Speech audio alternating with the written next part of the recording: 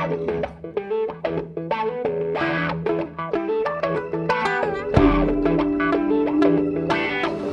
vais vous poser une première question sur un mouvement qui est terminé aujourd'hui. C'est une grève qui a eu lieu à Sainte-Meuse des personnels du service des urgences. Ça a duré combien de temps et pour quel résultat?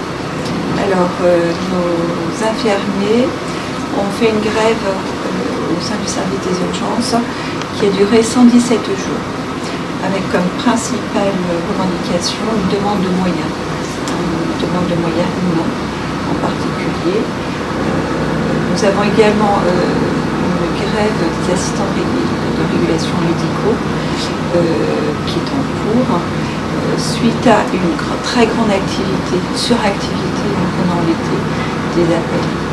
Et donc ils demandent également effectivement des moyens et une réorganisation en fait du service afin de pouvoir travailler dans des bonnes conditions. Au niveau de la régulation, ça fait suite aux événements de Strasbourg.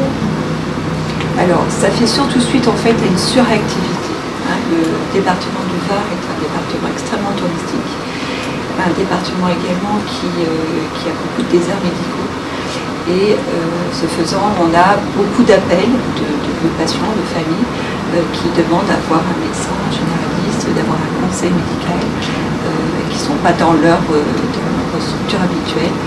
Donc il y a énormément d'activités pendant l'été et à ceci se rajoutent toutes les activités, tous les appels pour les pathologies circonstancielles à la plage, les noyades, les piqûres, les accidents. On a un département en fait qui a beaucoup d'appels.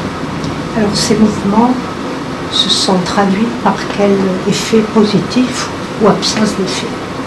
Alors pour les infirmières, il y a eu effectivement un renfort d'infirmiers pendant 2 mois l'été et 2 mois l'hiver. Et actuellement une réflexion sur la réorganisation du service. Pour les assistants de régulation médicaux, il y a eu un embauche de 6 ARM, 6 assistants, pour pouvoir faire face à l'afflux en fait de ces ARM. La régulation, c'est en cours. La régulation, c'est en cours, les infirmières, c'est en cours, mais pas à la hauteur de ce qu'elles vont souhaiter. Docteur Carré, vous êtes au directoire. Est-ce que ces problèmes-là remontent justement à la direction et comment la direction les prend en charge? Alors, bien évidemment que ces sujets qui sont une préoccupation majeure du chef d'établissement et de la communauté médicale remontent. Le problème, c'est que la problématique de l'établissement toulonnais est à l'image de ce qui se passe au niveau national.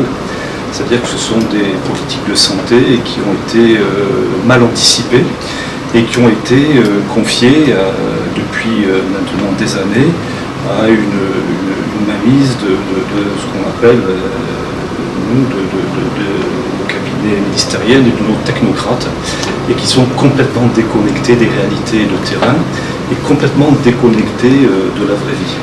Et ma vision, elle a été un petit peu reconnue par notre président de la République, M. Emmanuel Macron, avant-hier dans son bilan du système de santé en France. Donc c'est un constat aujourd'hui qui est fait.